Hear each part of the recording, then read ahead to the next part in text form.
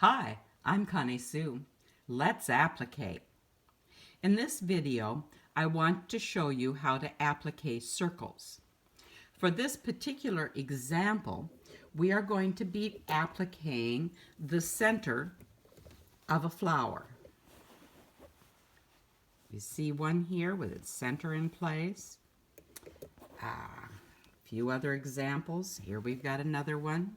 Okay, we're going to get this center. Down here I have one without a center, and we want to add this. It actually begins back when we trace our circle. I don't know about you, but I found it almost impossible to trace a perfect circle. As careful as I try to be, it is really difficult. So I have found that if I use the plastic template that I form my berry over, lay it down, and then trace around it, that I end up with a perfectly round circle. Definitely worth doing. Oh, and by the way, another tip has nothing to do with circles, but it does have to do for back basters.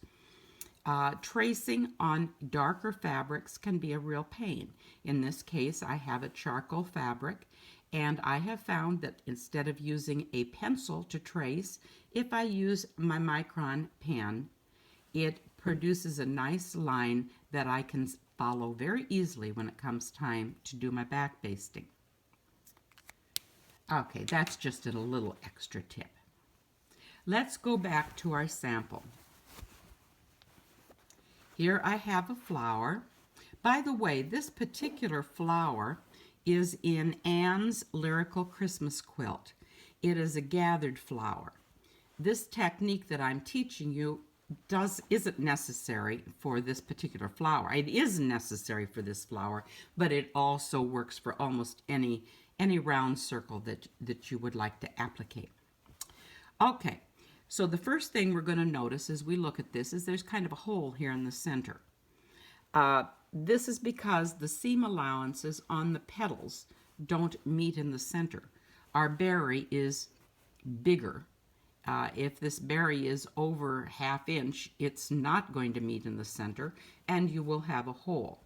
So the first thing I'd like to do is fill that hole in.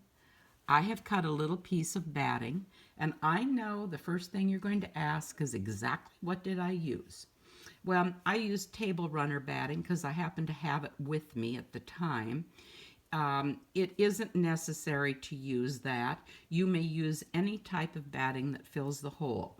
Technically, I suppose you could even use little snippets of fabric to fill it in. Whatever you have on hand works well. In order to keep that from shifting, I'm going to take and lock it down by putting a knot directly in the center. I'm using my basting thread. I put a knot at one end. I'm going to bring it back up here and put a knot at this side, right on front again, so I can, makes it easy to use, easy to work with when I do it right on the front here. Okay, gonna need some scissors to clip that off. Okay, and our center is now filled in, and the batting is not going to move or shift on us when we handle the quilt, and that is important. We don't want a sunken center in the future, and this will keep that center from sinking. Okay, with that in place, I flip to the back side. You'll notice I have my tracing done with that micron pen, and here is my circle. I am going to outline that using my regular basting thread, the same thread I use to do my back basting. I've knotted this because I intend to leave it in the project. I am going to go in and baste directly on the pencil line. I'll have to turn it as I go here, which is kind of going to be a nuisance for you to watch, but I'll try not to make it look too bad. The first time around, each time around, the stitches are going to be pretty good sized. And in this particular case, that is the result of all those gathered petals on the other side. I'm wanting to be sure my basting thread incorporates all of those basting threads so that when I turn to the front side, I will see those basting threads on the top and on top of the petals, as you can see right here. I also notice, as I've been around it, there are some big gaps in the basting threads. So I'm going to go back around and I am going to baste a second time directly over the stitches that show on the back. By doing this, I will be filling in the gaps. So you'll notice I'm just stitching right over the stitch that shows here. Taking a stitch right over it. When we get done and flip it to the other side, we're going to see a line that is almost continuous on the front. Let me get my thread out. There we go.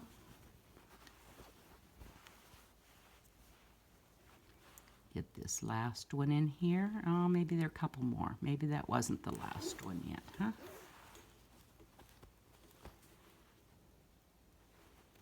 Directly on the stitches that are already there. This, in effect, is going to be filling the extra ones in. Okay. Finally, the last one. And I'm just going to bring my thread down here and knot it. I'm going to leave this in the project. So I prefer to knot it so it isn't running around all over the place. And we'll flip this off. Then when we go to the other side, you will see that we have our circle outlined all the way around. Okay? Now we're ready to place our center over that. And we want to center it so that we cover all of the basting threads. Once we have done that, we are going to want to baste the center down so it doesn't slip while we're appliquing it. So I'm just going to take this. It looks pretty good. Take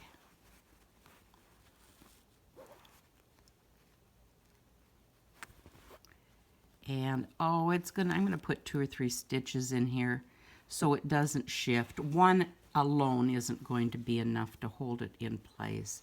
Oh my, let me grab that end. There it is.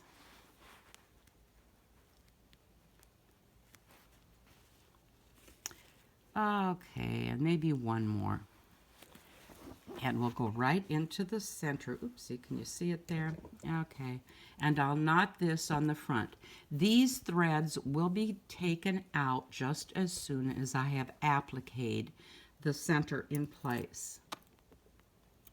Okay, now with my applique thread, that is my silk thread. Can we see it here? Maybe down here. Okay, it doesn't show up real well. It's red. It matches perfectly. I'm going to start at a spot between these gathered petals, at a spot where I'm not stitching directly on top of a gather. I'm going to come in here from the bottom. My silk thread has been knotted. Take a couple little tiny stitches almost on top of each other to anchor it. And then I'm going to begin working myself around. And I can see my white basting thread. Can you see the white basting thread under here? I'm going to drop the point of my needle just on the outside of the white basting thread. And then take my applique stitch and pull it up. And by doing this, I ensure that the white basting thread isn't going to show, but it also means that I have got that white basting thread as a guide to help me keep this perfectly round so that I can continue on around